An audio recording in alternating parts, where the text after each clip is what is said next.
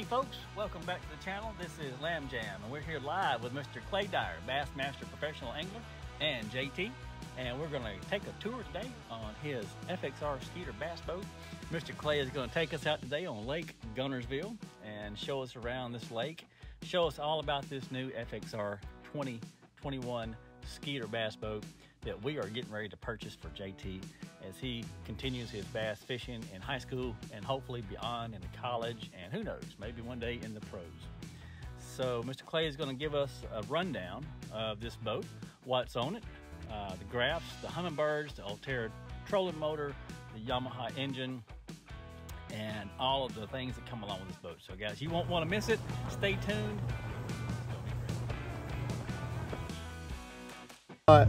Which is actually a shadow in behind that grass line. If you see that and you're wondering what it is, this is all you do. You stop it right here, go down here to the, it's long since I've done this, I see if I remember. It may take me a minute to find it myself. Here we go. You go up to 800, or you will see structure better on that, but you'll see fish better on the 400 to 550 kilohertz.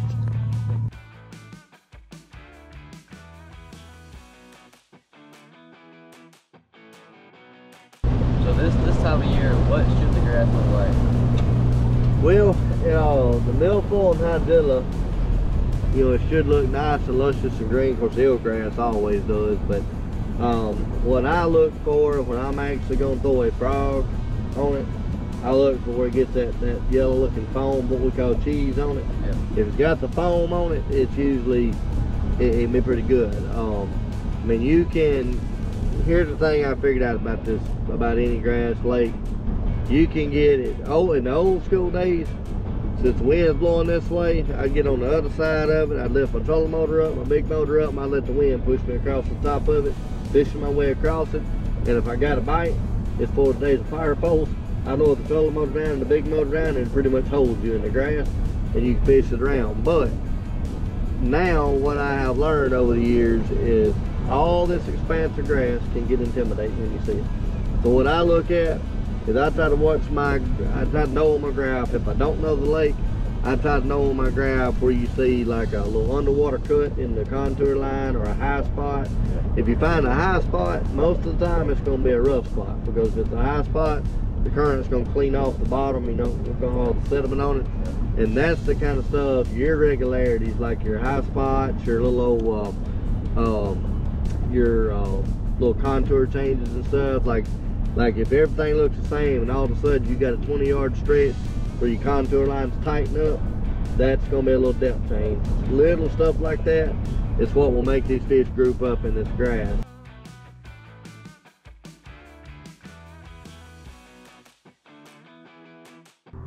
Got a bunch of eelgrass, big fin with this out here too. They named eelgrass appropriately. Because when it ain't anchored to the bottom, I get very ill trying to fish it. That's pretty cool. I personally up here like hydrilla better. Milfoil better. But hydrilla, they'll get in hydrilla really good too. It's usually whatever the green is there, because the green stuff's where all your oxygen is. Something, we're not going to have the terms that we're going to reschedule it. I'm one of those that be going, well, we can't go anywhere any worse than the Red River. Let's go wherever. No. Oh, you got it.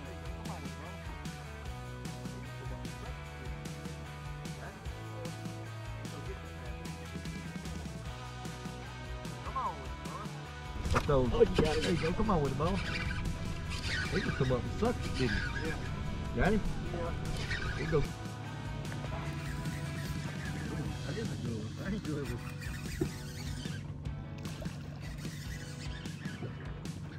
Wow. You go on with your bad self. Yeah, there's nothing wrong with that start today. Look at there. Holding up in the grass. Got me fired up.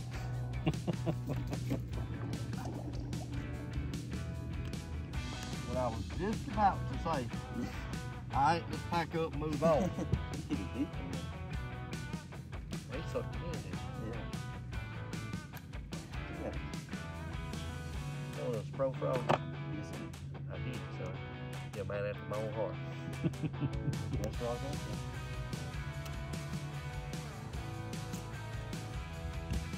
say. That's right.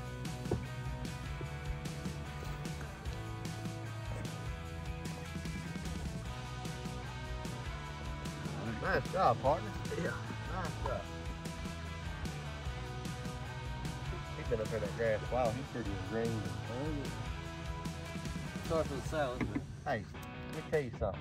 Give me some right here. That right there, when it's been a good day in the grass, my boat, I have to get the blower a hold of it when I get home. It's got grass all over. We was in a tournament.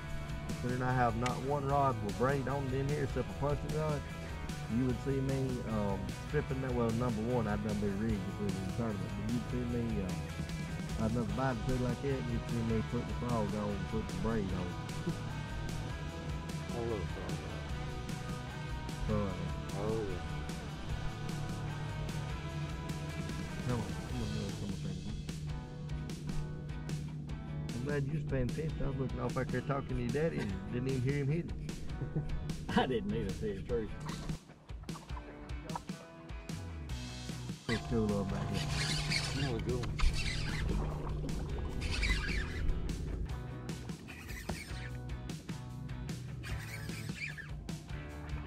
We get about 3 or 4 pounds of bass and about 8 pounds of grass. Yeah. That's better than the last one was, huh? Look at you go with your bad self, son.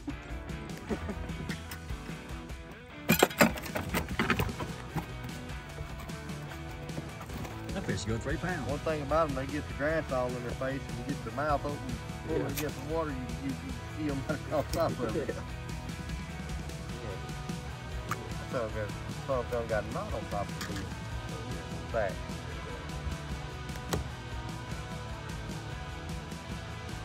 Got it? Yeah. Good job, man. That's right.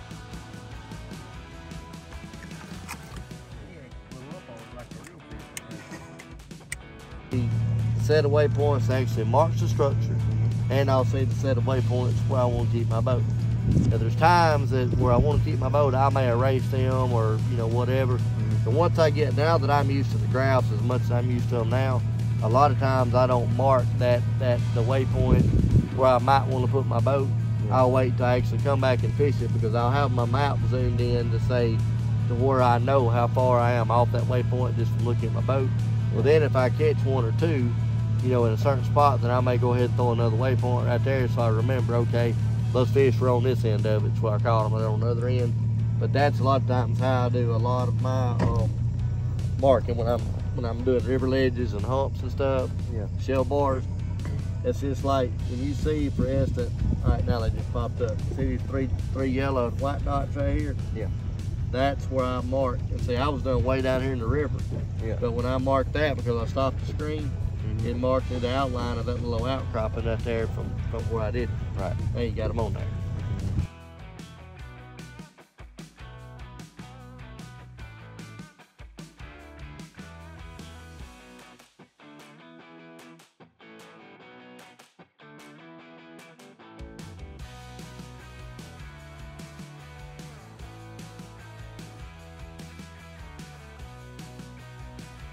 Proud of that thing, and we were too. We fished. I bet we caught as many fish in that John boat as we did in that tractor. I bet y'all did. Yeah. I mean, we would, and that thing. And at times I'd like to have like a 16-foot aluminum with a jet drive or a tunnel where I could get up in like, less than a foot. You were talking about y'all kidding each other about if you'd help you out to have a mess of fish. Yes, sir. Me and Daddy, the last team tournament we won together, we were up on Pickwick, and we put it in McFarland, and me and him had ran. I had practiced earlier that week, and really the only area I could really get bit in was that around Waterloo, which was about 30 miles. No. I told him before the tournament, I said, look, I said, I've got on some fish down here. I said, we just need to wait them out and be patient. Wait on the current to start. I said, because everywhere else I fished, I said, you know, it's been really tough. I said, if we wait on the current to get going and stuff down there, I said, well, you know, we'll be all right. We run down there that morning, and we had been down there maybe an hour. We had 0 fish. There was another tournament that I didn't know, you know, was going to be down there that went out of the ramp that we were right there within a quarter of a mile of, and it was real foggy, so everybody was staying, you know, pretty close and tight that morning. And so anyway, I look at my dad. My dad looks at me after about an hour. He said, "Son," he said, "don't you think we need to go somewhere and do something different?" I said, "Nope.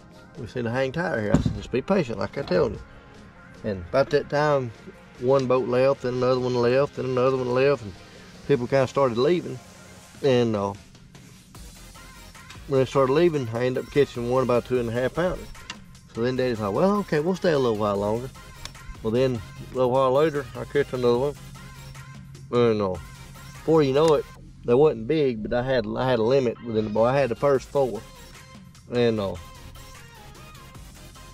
right that first 4 that I had, we're sitting on this place. My Daddy catches. He ends up catching one that gave us her limit, and then that's our limit. He caught 2 or 3 more keepers out there pretty quick. When he caught them keepers pretty quick, he looked at me and he said, he was back there putting them in a live well culling, and I was up on the front holding us on this point. He looks up there at me and he said, "Hey," he said, "you know, if I get a little help up here," he said, we might could win this thing." I just looked at him and just shook my head at him. About 30 minutes later, about an hour and a half later, I'd culled out everything that he had put in there with a 1/2 pound or so bigger. Then I catch one about 6. With about 2 hours left to go in tournament, I catch about a 6-pounder crank, and he had about a 4. I put that 6 in there, and the last fish of his that I had culled, I threw it out and I looked at him, and he was sitting there like you on that back seat. I reached up and I tapped him on the leg. He looked down at me and I said, "Hey, I get a little help back here, we'd win this thing." That's how I called out all. He looked at me and he said, "I deserved every bit of that comment." Yep. Oh man, I had to give it to him. It's just the bridge pillars. Yeah. Right there off that old row bed. See where it turns right there and makes a curve? Yeah.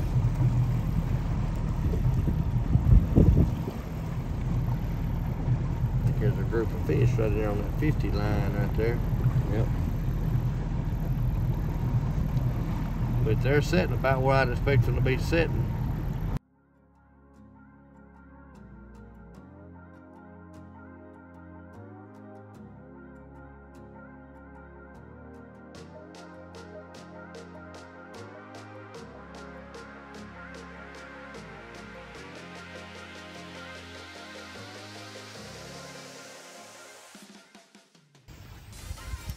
What's up, guys? Thank y'all for tuning in to my buddy's channel here. And tell me again what your channel is. I forget your name. Lamb Jam. Lamb Jam. I was trying to say Jam Lamb. I had it backwards. Lamb Jam. Mr. JT here, Lambert. He's become a new little buddy, and I shouldn't say little buddy. He's a grown man. But we appreciate you guys. I've really enjoyed getting to meet these two, and him and his dad Ray. And we had a great time out here today, showing them around in my Skeeter tour boat, and hopefully and prayerfully gonna make a great boat for this young man in high school and college, and go out there and have a successful time. And hey guys, if y'all are in the area of Montgomery, Alabama, for November 1st, we're having a fundraising event for their school, Alabama Christian Academy, and we're gonna be doing a little fundraising event for JT and his fishing team.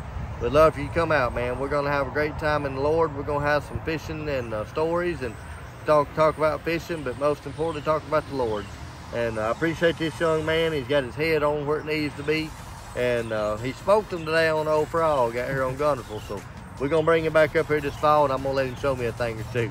God bless y'all. Y'all take care.